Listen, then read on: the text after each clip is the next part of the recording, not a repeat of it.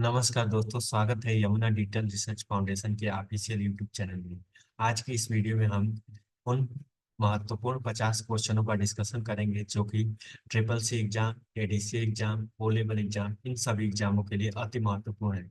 ऐसे क्वेश्चन जो कि बहुत ही रेयर और बहुत ही इंपॉर्टेंट और सिलेक्टेड क्वेश्चन है। इस क्वेश्चन जो कि सारे कॉम्पिटेटिव एग्जाम में, उसके अलावा triple C, O level, ADC, इन सब एग्जामों में आने की संभावना रहती है। तो आइए शुरू करते हैं। पहला क्वेश्चन, रिकॉर्ड का जो संबंध फाइल से होता है, स्टेटमेंट का वही संबंध होता है। जैसे कि रिकॉर्ड का जो संबंध होता है वो स्टेटमेंट से होता है, सेम वैसे स्टेटमेंट का संबंध कैसे होता है, तो डेटा से होता है। तो डाटा जो होता है इसका संबंध, तो इसका करेक्ट आंसर है जो ऑप्शन ए, जो इसका करेक्ट आंसर है। अब आते हैं दूसरे क्वेश्चन पे। सूत्र फार्मूला बनाने के लिए सर्वप्रथम आपको करना चाहिए, तो फार्मूला बनाने के लिए सर्वप्रथम करना चाहिए उस सेल का चयन करें जो आप फार्मूला दर्ज करना चाहते हैं, यानी ऑप्शन इसका ए जो कि है करेक्ट है। अब आते हैं तीसरे जो इम्पोर्टेंट क्वेश्चन है। हाइपरलिंक के लिए एक शब्द है, तो हाइपरलिंक के लिए एक शब्द है जो कि लिंक। हाइपरलिंक की शॉर्टकट की होती है कंट्रोल के। कंट्रोल के से कोई भी चीज को हाइपरलिंक कर सकते हैं। जैसे कि एक पेज से दूसरे पेज पर जाना हो तो हम हाइपरलिंक का उपयोग करते हैं। इसकी शॉर्टकट की होती है कंट्रोल प्लस के। अब आते हैं अगले चौथे इंपॉर्टेंट क्वेश्चन के लिए। माइक्रोसॉफ्ट एक्सेल में निम्नलिखित में से कौन सा फीचर पाए जाते हैं? टेबल, चार्ट, क्लिप आर्ट, उपयुक्त सभी। तो माइक्रोसॉफ्ट एक्सेल में कौन से फीचर पाए जाते हैं? तो उपयुक्त सभी, क्योंकि माइक्रोसॉफ्ट एक्सेल में हम लोग टेबल भी इंसर्ट कर सकते हैं, चार्ट भी लगा सकते हैं, क्लिप आर्ट भी लगा सकते हैं। इसके अलावा हम पिवट टेबल, फ्रीज और ये सब चीजें भी हम लोग माइक्रोसॉफ्ट एक्सेल में कर सकते हैं। एक्सेल ऐसा टूल है जिससे हम लोग रो और कॉलम फॉर्म में कर बनाते हैं और डाटा को हम सिस्टमेटिक फॉर्म में अरेंज करते हैं। आइए हम अगले महत्वपूर्ण क्वेश्चन 5वें नंबर पर चलते हैं। बाइनरी चॉइस में कितने विकल्प होते हैं? तो बाइनरी जो चॉइस होती है इसमें दो विकल्प होते हैं। बाइनरी नंबर क्या होती है? बाइनरी संख्या 0 और 1 के फॉर्म में होती है। जैसे कि बाइनरी संख्या किसी भी चीज को या तो ट्रू होती है या फॉल्स होती है, उसको हम लोग क्या बोलते हैं? बाइनरी संख्या। उसके अलावा और क्या होती है? तो बाइनरी, हेक्साडेसिमल, ऑक्टल, ये संख्याएं जो कि अलग अलग होती है। तो इसका करेक्ट आंसर है दो। बाइनरी चॉइस कितने विकल्प देती है? तो दो विकल्प देती है। अब हम अगले क्वेश्चन पे आते हैं। इंसर्ट टेबल का उपयोग करने के लिए हम यूज करते हैं, तो स्लाइड लेआउट का चेंज करते हैं, या टेबल को स्लाइड से जोड़ते हैं, या क्लिप आर्ट इमेज को जोड़ते हैं, या इनमें से कोई नहीं। तो टेबल को स्लाइड से जोड़ते हैं, यानी ऑप्शन जो बी होता है इसका करेक्ट होता है। टेबल को स्लाइड से जोड़ने के लिए इंसर्ट टेब का उपयोग करते हैं। एंटीवायरस सॉफ्टवेयर क्या है? तो एंटीवायरस कंप्यूटर में मौजूद वायरस को खोजकर नष्ट करता है। स्टोरेज मीडिया या प्राप्त होने वाली फाइलों में मौजूद वायरस को तलाश कर नष्ट करता है। या ए और बी, दो या दोनों गलत। इसका करेक्ट आंसर है सी, यानी ए और बी। एंटीवायरस क्या होता है? जो हम, जैसे कि किसी भी पर्सन को अगर मच्छर काटते हैं तो मलेरिया या डेंगू ये सब चीजें हो जाती हैं, सेम वैसे ही हमारे कंप्यूटर में कोई अनवांटेड चीज आ जाती है तो हम उसे खत्म करने के लिए, उसका दूसरा एंटीडोट देने के लिए हम लोग यूज करते हैं एंटीवायरस। जैसे कुछ एंटीवायरस के नाम है, जैसे ट्रोजन है, या ट्रोजन एक एक जो कि वायरस है।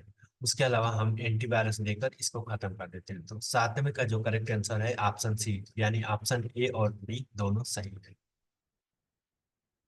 वेब पेज पर दिखने वाले को क्लिक किए जाने वाले डॉक्यूमेंट खुलता है।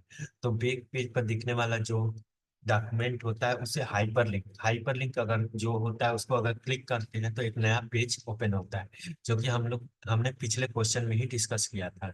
हाइपरलिंक की शॉर्टकट की क्या होती है? तो कंट्रोल प्लस के।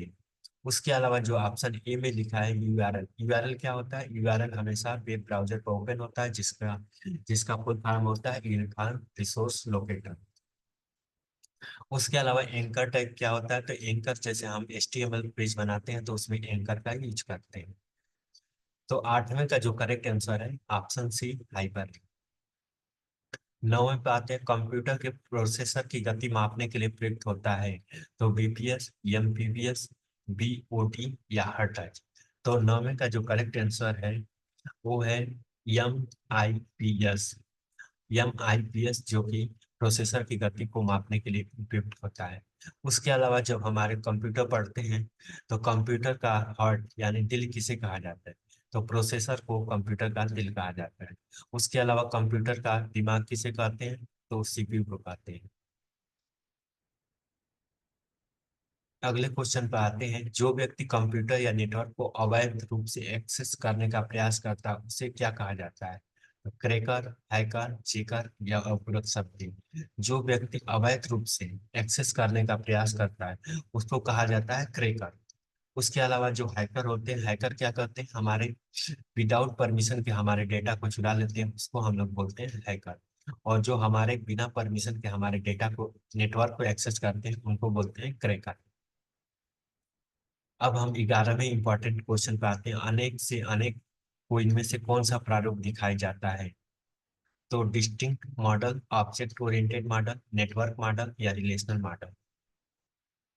तो इसका करेक्ट आंसर है ऑप्शन ए यानी डिस्ट्रीब्यूटेड मॉडल, जो कि करेक्ट है। अनेक से अनेक को किस प्रारूप में देखा जाता है? तो डिस्ट्रीब्यूटेड मॉडल में देखा जाता है।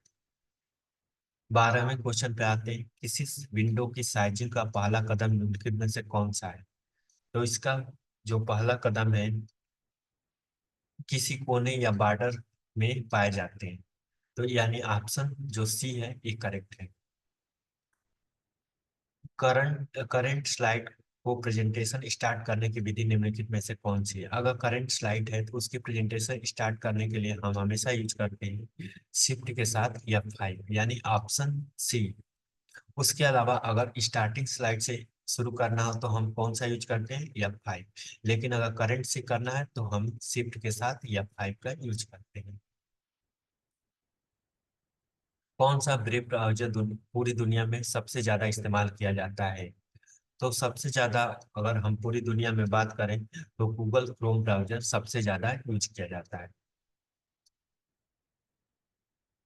रेयूस प्रॉफिट ग्रॉस मार्जिन को पढ़ने के लिए fresh review profit gross margin को बदलने का आसान तरीका क्या है? तो इसका तरीका है, इंसर्ट मोड को यूज कीजिए, उसके बाद क्रॉस, उसके बाद जी के बाद कर्सर पोजीशन मूव कीजिए और फिर स्पेस के बाद वर्ड टाइप कीजिए, यानी ऑप्शन ए जो होता है इसका करेक्ट आंसर होता है। अब आते हैं नेक्स्ट क्वेश्चन पे। अर्थमेटिकल लॉजिकल यूनिट ALU में गणना और माध्यमिक परिणामों की सहायता से भेजा जाता है। तो ALU का फुल फॉर्म होता है अर्थमेटिकल लॉजिकल यूनिट यानी ALU। जैसा कि हम जानते हैं कि CPU के तीन भाग होते हैं, control unit, memory unit, ALU unit, यानी अर्थमेटिकल लॉजिकल यूनिट। तो लॉजिकल चीजें जहां भी होती हैं वो कहाँ होती है? ALU में होता है। तो ईयरली परिणामों की सहायता से भेजता है, तो ये भेजता है मॉडम में। मॉडम का फुल फॉर्म क्या होता है? Modulator anti modulator. उसके बाद मॉडम क्या है? तो एक इनपुट और आउटपुट डिवाइस है। जब इंटरनेट हमारे लैन केबल में आता है तो उसको हमारे लोकल लेवल पर या हमारे बिल्डिंग लेवल पर कन्वर्ट करता है मॉडम। उसके अलावा जो ऑप्शन बी है OCR का फुल फॉर्म क्या होता है? ऑप्टिकल कैरेक्टर रीडर या रिकॉग्नाइजर। माउस एक इनपुट डिवाइस है, मॉनिटर एक आउटपुट डिवाइस है। तो इसका करेक्ट आंसर है मॉडम यानी ऑप्शन ए। रोम कंप्यूटर को बदलने के लिए होता है, हार्डवेयर जोड़ने के लिए, टर्नओवर के लिए, ऑपरेटिंग प्रणाली को आर्मी करने के लिए या कंप्यूटर को डिस्कनेक्ट करने के लिए। तो रोम का फुल फॉर्म होता है रीड ओनली मेमोरी, जो ऑपरेटिंग प्रणाली को आर्मी करने के लिए होता है। रोम के जो अलग अलग पार्ट होते हैं जैसे यम रोम, पी रोम, डबल ई रोम, EPR रोम, और ये सब रोम के पार्ट होते हैं। रोम एक टेम्पररी परमानेंट मेमोरी होती है, रोम एक वोलेटाइल मेमोरी। अब आते हैं अगले क्वेश्चन पे, वैक्यूम ट्यूब का उपयोग किस पीढ़ी में किया गया? तो जैसा कि हम जानते हैं कि वैक्यूम ट्यूब का उपयोग प्रथम पीढ़ी के कंप्यूटर में किया गया। वहीं द्वितीय पीढ़ी के कंप्यूटर में किसका उपयोग किया गया? तो ट्रांजिस्टर का। तृतीय पीढ़ी में IC चिप का यानी इंटीग्रेटेड सर्किट, यानी उसमें कौन सा मटेरियल लगा रहता है? तो सिलिकॉन लगा रहता है। चतुर्थ पीढ़ी की बात की जाए तो चतुर्थ पीढ़ी में VLSI या माइक्रो प्रोसेसर। VLSI का फुल फॉर्म होता है वेरी लार्ज स्केल इंटीग्रेशन, उसके बाद पांचवी पीढ़ी की बात की जाए जो वर्तमान में चल रही है, ULSI, artificial intelligence, cloud computing, इन सब चीजों का यूज होता है। उसमें यूएलएसआई का फुल फॉर्म होता है अल्ट्रा लार्ज स्केल इंटीग्रेशन। तो हमारे जो पहला क्वेश्चन है इस 18वां, वैक्यूम ट्यूब का उपयोग पहली यानी फर्स्ट जनरेशन में यूज होता था। अब आते हैं नेक्स्ट क्वेश्चन पे। सिलेक्टेड टेक्स्ट को सभी कैपिटल लेटर में चंगे करने के लिए, चेंज करने के लिए चेंज बटन पर क्लिक किया जाता है। तो सिलेक्टेड टेक्स्ट को कैपिटल लेटर में चेंज करने के लिए किस बटन का उपयोग करते हैं?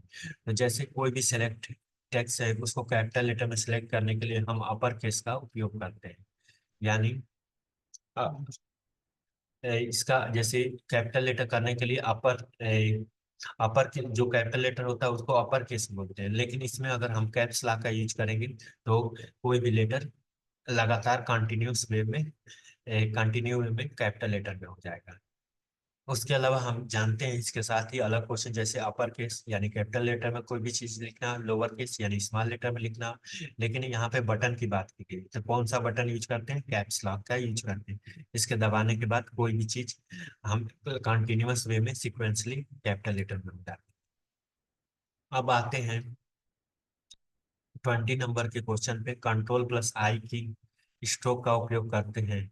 तो कंट्रोल प्लस आई का उपयोग हम किसी भी टेक्स्ट को इटैलिक करने के लिए की जाती है, यानी इटैलिक प्रारूप, यानी ऑप्शन डी जो कि करेक्ट है। माइक्रोसॉफ्ट ऑफिस एक वर्टिकल मार्जिन एप्लीकेशन है, एक एप्लीकेशन सूट है, या पब्लिक डोमेन सॉफ्टवेयर है, या शेयरवेयर है? तो यह क्या है? एक एप्लीकेशन सूट है। माइक्रोसॉफ्ट ऑफिस के अंदर जैसे कि हम माइक्रोसॉफ्ट वर्ड पढ़ते हैं, माइक्रोसॉफ्ट एक्सेल पढ़ते हैं, माइक्रोसॉफ्ट पावर पॉइंट पढ़ते हैं, डेटाबेस पढ़ते हैं, पब्लिशर पढ़ते हैं, ये सब माइक्रोसॉफ्ट ऑफिस के सूट है। उसके अलावा माइक्रोसॉफ्ट ऑफिस जो कि एक पेड सॉफ्टवेयर है, वही इसके पैरेलल अगर बात की जाए तो लिब्रे ऑफिस जो कि ओपन सोर्स सॉफ्टवेयर है, जो फ्री ऑफ कॉस्ट है। माइक्रोसॉफ्ट ऑफिस जो कि माइक्रोसॉफ्ट कंपनी द्वारा बनाया गया है और इसमें सारे एप्लीकेशन होते हैं। तो यह एक एप्लीकेशन सॉफ्टवेयर है जो हम अपने पर्पज के हिसाब से डाउनलोड करते हैं। निम्नलिखित में से कौन सा विकल्प फाइल पुल डाउन मेनू में एमएस वर्ड डॉक्यूमेंट बंद करने के लिए किया जाता है? तो फाइल मेनू में पुल डाउन के लिए एमएस वर्ड में हम करते हैं क्लोज बटन। क्लोज बटन बंद करने के लिए हम लोग यूज करते हैं। उसके अलावा क्लोज बटन बंद करने के लिए हम लोग कौन सी शॉर्टकट की यूज करते हैं? तो कंट्रोल प्लस डब्ल्यू का यूज करते हैं। वहीं दूसरे, अगर हम पूरी विंडो को बंद करना है तो हम कौन सा यूज करते हैं? ट्वीट का। ट्वीट का शॉर्टकट की क्या होता है? कंट्रोल प्लस क्यू से हम पूरी अगर विंडो करते हैं। लेकिन एक सिर्फ फाइल को बंद करना है तो हम क्लोज बटन यूज करते हैं, जिसका शॉर्टकट की होता है कंट्रोल प्लस डब्ल्यू। आते हैं नेक्स्ट क्वेश्चन पे। किसी डॉक्यूमेंट को एडिट करने की या उसे बनाने के बाद बढ़ाना और फिर क्या कहलाता है? बढ़ना और फिर। तो जो 23 का करेक्ट आंसर है, इसे सेव करना होता है। कोई भी डॉक्यूमेंट को बार बार एडिट करने के लिए हमें उसे सेव करना होता है। वहीं सेव और सेव एज में जनरली स्टूडेंट को कंफ्यूजन होता है। तो सेव मतलब एक पार्टिकुलर लोकेशन में बार बार फाइल क्यूमुलेटिव सेव होती है। वहीं दूसरी तरफ अगर बात की जाए सेव एज की, तो सेव एज क्या होता है? अलग अलग लोकेशन पर फाइल को हम सेव करते हैं। 24वें इंपॉर्टेंट क्वेश्चन पे आते हैं। विंडो निम्नलिखित एक्सेस विंडो में कौन सा क्षेत्र वैल्यू और फार्मूला को प्रविष्ट करने के लिए होता है? तो इसका जो करेक्ट आंसर है एक्सेल। जो एरिया और फार्मूला लगाने के लिए हम लोग यूज करते हैं। एक्सेल क्या होता है? एक्सेल में हम रो और कॉलम फॉर्मेट डेटा को पढ़ते हैं, सिस्टमेटिक फॉर्मेट में फार्मूला लगाते हैं, उसके अलावा कैलकुलेशन फॉर्मेट यूज करते हैं। जैसे कि ऑफिस मैनेजमेंट हो, चाहे शॉप की दुकान हो, इनवाइस जनरेशन हो, इन सब जगहों पे हम एक्सेल का यूज करते हैं। टैब कुंजी का उपयोग किस लिए होता है? तो टैब कुंजी का उपयोग पैराग्राफ इंडिकेट करने के लिए हम यूज करते हैं। तो टैब कुंजी का हमेशा उपयोग हम पैराग्राफ को इंडिकेट करने के लिए करते हैं। अब आते हैं नेक्स्ट क्वेश्चन पे। CIDI RW डिस्क है। तो CIDI RW है, आसानी से उपलब्ध नहीं है। यह जो डिस्क होती है ये आसानी मतलब इजीली अवेलेबल नहीं होती। किस प्रकार का सॉफ्टवेयर लेखाकार का वर्कशीट जैसा होता है? तो इसका जो करेक्ट आंसर है स्प्रेडशीट। स्प्रेडशीट जो लेखाकार की वर्कशीट जैसा होता है। विभिन्न चौड़ाई और लंबाई वाले बॉक्स और लाइनों वाले कंप्यूटर के रीडेबल कोड को कहलाते हैं। विभिन्न चौड़ाई और लंबाई वाले मार्क्स यानी लाइनों वाले कंप्यूटर रीडेबल कोड कहलाते हैं। तो इसका करेक्ट आंसर है बारकोड।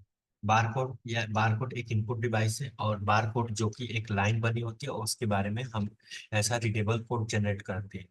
उसके अलावा ओसी अगला जो टर्म है ओसीआर यानी optical character reader, ASI American standard code information interchange code होता है। उसके बाद मैग्नेटिक टेप होता है। तो बार कोड जो होता है वो लंबी पैरेलल लाइनें होती हैं, उसके अंदर कोड लिखा होता है, और उसको हम स्कैन करने के बाद उस प्रोडक्ट की सारी डिटेल हमारे सामने आ जाती है। बिलिंग अकाउंट को ट्रैक रखने के लिए किस प्रकार के सॉफ्टवेयर की प्रयोग किए जाने की सबसे ज्यादा संभावना है? तो बिलिंग अकाउंट को जैसे सॉफ्टवेयर ट्रैक रखने के लिए हम लोग स्प्रेडशीट सॉफ्टवेयर का यूज करते हैं। जनरली स्प्रेडशीट को हम एक्सेल या लिब्रे ऑफिस कैल्क नाम से ही जानते हैं अलग। तो स्प्रेडशीट सॉफ्टवेयर से ही हम बिलिंग या mathematical operation, calculation, logical operation, ये सब चीजें हम लोग करते हैं। एक रिमूवेबल डिस्क कौन सी है जिसे ऑपरेटिंग सिस्टम कमांड और स्टार्टअप इंफॉर्मेशन होती है जो कंप्यूटर को सही ढंग से दोबारा शुरू करती है? तो इसका जो करेक्ट आंसर है रेस्क्यू डिस्क और इमरजेंसी डिस्क, यानी ऑप्शन जो सी होगा ये करेक्ट होगा, यानी ये दोनों सही है। अब आते हैं अगले क्वेश्चन पर। निम्नलिखित में से कौन सा डिवाइस इमेज प्रिंटेड टेक्स्ट को सीधे उपयोग कर सकते हैं? तो कौन सा डिवाइस इमेज प्रिंटेड टेक्स्ट को सीधे उपयोग के लिए होता है? तो इसका होता है ओसीआर, यानी ओसीआर पर हम किसी भी इमेज को टेक्स्ट में कन्वर्ट करने के लिए हम लोग यूज करते हैं। ओसीआर का फुल फॉर्म होता है ऑप्टिकल कैरेक्टर रीडर या रिकॉग्नाइजर, जो कि हम एक इमेज को देखते हैं और इसके हिसाब से हम उसको टेक्स्ट में कन्वर्ट करते हैं। वहीं दूसरा जो वर्ड है ओएमआर यानी ऑप्टिकल मार्क रीडर, जो हर चीज के मार्क के बारे में स्टडी करता है। अगला जो टर्म है एमआईसीआर यानी मैग्नेटिक इंक कैरेक्टर रीडर। इसका काम होता है कि जो चेकबुक होती है उसके बारे में उसके कोड को रीड करता है एमआईसीआर। तो क्वेश्चन के अनुसार हमारा जो करेक्ट आंसर है यानी ऑप्शन ए जो करेक्ट है। आते हैं नेक्स्ट पे। प्रोसेसर के तीन मुख्य भाग होते हैं। तो प्रोसेसर के तीन भाग होते हैं।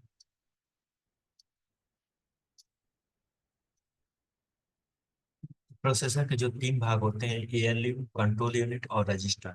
एएलयू क्या होता है? Arithmetical logical unit. उसके बाद क्या होता है? Control unit. और फिर क्या होता है? रजिस्टर। उस पीसी यानी प्रोडक्टिविटी टूल को कहते हैं जो रोज और रो और कॉलम में व्यवस्थित डेटा को मैनिपुलेट करता है। तो इसका करेक्ट आंसर है ऑप्शन दो यानी स्प्रेडशीट। स्प्रेडशीट पर जब भी डाटा को रो और कॉलम में सिस्टमेटिक अरेंज करते हैं और उसके हिसाब से हम उसको मैनिपुलेट करते हैं। योग, वियोग, विभाजन, गुणन और तार्किक संक्रियाओं इनके द्वारा की जाती है। तो जोड़, घटाना, गुणा, भाग, गुणन, ये सब तार्किक क्रियाएं जो कि एएलयू में की जाती है। यानी जैसा कि नाम के अनुसार ही जानते हैं कि अर्थमेटिकल लॉजिकल यूनिट, यानी अर्थमेटिकल चीजें भी हो या लॉजिकल चीजें भी हो, ये सब चीजें कहाँ पे होती है? तो सीपीयू के जो थर्ड पार्ट होता है एएलयू में हम लोग करते हैं। एक्सेस वर्कबुक पे आप इन पर हाइपर लिंक बना सकते हैं। तो इसका जो करेक्ट आंसर है ऑप्शन चार, यानी इंटरनेट के द्वारा वेब पेज बना सकते हैं। वेब पेज को हम ओपन कर सकते हैं और सीधे ऑफिस ओपन करने के लिए कर सकते हैं। एक कंप्यूटर का ऑपरेटिंग सिस्टम यूजर के बीच में एक सॉफ्टवेयर की तरह कार्य करता है।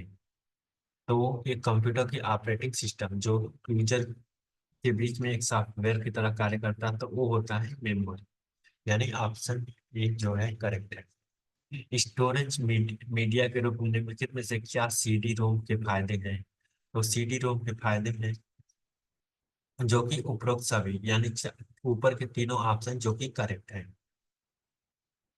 नेटवर्क की सुपरवाइज करने में अधिकृत नेटवर्क यूजर के लिए अंकित या पासवर्ड सेट करने के लिए किया जाता है। तो इसका जो हम यूज करते हैं जो नेटवर्क एडमिनिस्ट्रेटर होता है वो इसका यूज करता है, यानी ऑप्शन सी जो होता है करेक्ट होता है। डाटा स्टोर करने करने और परिकलन के लिए कंप्यूटर में नंबर सिस्टम का उपयोग करते हैं। तो इसका जो करेक्ट करेक्ट आंसर है बाइनरी। बाइनरी जो डाटा स्टोर करने और परिकलन यानी मैथ कैलकुलेशन करने के लिए नंबर सिस्टम का उपयोग करते हैं वो होता है बाइनरी सिस्टम। वर्ड प्रोसेसिंग में इस्तेमाल होने वाला सॉफ्टवेयर है। तो वर्ड प्रोसेसिंग में इस्तेमाल होने वाला सॉफ्टवेयर है उपरोक्त सभी, यानी चौथा page maker, word star, MS word यानी माइक्रोसॉफ्ट वर्ड। तो वर्ड प्रोसेसिंग के लिए इस्तेमाल होने वाला page maker, word star, MS word. उसके अलावा अगर बात की जाए तो राइटर भी होता है जो एमएस लिब्रे ऑफिस राइटर में हम पढ़ते हैं। CHKT का उपयोग इससे जानने हेतु किया जाता है। तो इसका होता है डिस्क का खराब भाग, ली गई स्पेस, फ्री स्पेस या उपयुक्त सभी। तो इसका करेक्ट आंसर होता है उपयुक्त सभी। फाइल का अर्थपूर्ण नाम हो तो आसानी से फाइल को मदद मिलती है। तो इसका जो करेक्ट नाम है वो होता है एक्सेसिंग। एक्सेसिंग जब फाइल का अर्थपूर्ण नाम हो तो आसानी से फाइल को एक्सेसिंग मदद मिलती है। कंप्यूटर शुरू करने के निर्देश सचित स्टोर करते हैं। तो इसका जो करेक्ट आंसर है वो होता है read only memory. Read only memory यानी कंप्यूटर शुरू करने के निर्देश जो कि स्टोर करता है वो कहाँ पे होता है, read only memory. Read only memory यानी ऑप्शन थर्ड जो कि करेक्ट है। इंटरनेट एक्सप्लोरर को शुरू करने के लिए विंडो टास्क बार पर सभी प्रोग्राम की ओर पॉइंट करने और तत्पश्चात इंटरनेट एक्सप्लोरर की ओर पॉइंट करना होता है। तो इसका करेक्ट आंसर है चौथा इंटरनेट एक्सप्लोरर बटन और डबल क्लिक करने पर। इंटरनेट एक्सप्लोरर के डबल बटन क्लिक करने पर यूज करते हैं। पिकासा वेब एल्बम क्या है? तो पिकासा वेब एल्बम जो कि गूगल की फोटो शेयरिंग एक साइट है। पिकासा वेब एल्बम जो कि गूगल की फोटो शेयरिंग की एक साइट है। प्रोग्राम वह होता है जो चलने के लिए तैयार होता है और इनमें किसी तरह की आप ऑपरेशनल नहीं करना होता है। तो ये होता है हाई लेवल, यानी ऑप्शन चार जो कि करेक्ट है। एजुकेशनल इंस्टीट्यूट द्वारा अधिकृत और परिचालित इंटरनेट पर स्थित कंप्यूटर इनमें से किस डोमेन में स्थित होता है? तो एजुकेशनल इंस्टीट्यूट और अधिकृत परिचित करने के लिए कंप्यूटर में जो डोमेन का यूज होता है ऑप्शन दो यानी एजुकेशन, ईडी एजुकेशन का यूज करते हैं। वही काम होता है जो कि कमर्शियल पर्पज के लिए यूज होता है। वही EMIL होता है जो मिलिट्री पर्पज में हम लोग यूज करते हैं। उसके अलावा और डोमेन की बात करें जैसे आई यानी इंडिया की डोमेन, CN यानी कनाडा की डोमेन, वहीं पी की बात की जाए यानी पाकिस्तान की डोमेन की बात की जाती है। यानी पर्पज के हिसाब से अलग अलग डोमेन का डिफाइन किया गया है। अब आते हैं सर्च इंजन के बारे में। निम्नलिखित में से सर्च इंजन है। तो सर्च इंजन जो कि याहू एक सर्च इंजन है। उसके अलावा ये क्रोम, लैंड, वैन जो कि अलग अलग सर्च इंजन नहीं है। पी रोम ये रोम का एक पार्ट है। वही लैंड और वैन जो कि एक नेटवर्किंग का माध्यम है। यानी ऑप्शन B, C, D जो कि इनकरेक्ट है। वही सर्च इंजन ऑप्शन ए जो कि याहू करेक्ट है।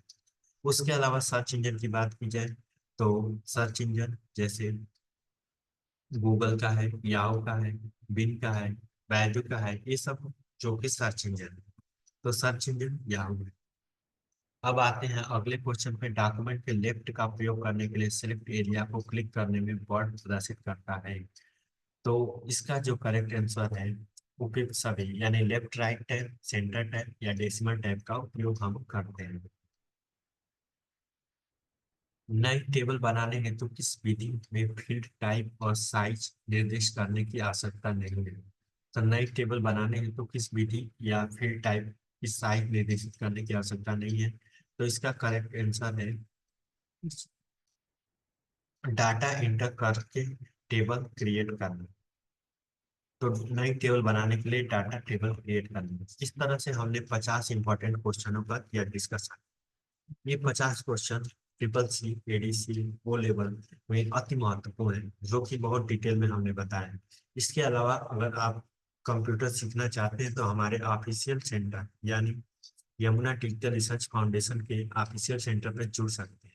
जिसका कॉन्टेक्ट नंबर है 7024335529। यहाँ पे आके ये सारे कोर्स डिटेल में पढ़ाया जाता है और इनके बारे में रोज रेगुलर क्लासेस चलती है, जो कि हर क्विज के बाद रेगुलर टेस्ट होता है। एक क्लासरूम फैसिलिटी है और इसके अलावा एक प्राइम लोकेशन यानी पिंपुरा नंबर 1 बलिया में स्थित है। उसके अलावा आप हमारी वेबसाइट भी विजिट कर सकते हैं www.ydrfoundation.com। कोई भी डाउट होता है तो आप कमेंट बॉक्स में कमेंट करिए और अपने सजेशन जरूर दीजिए। धन्यवाद।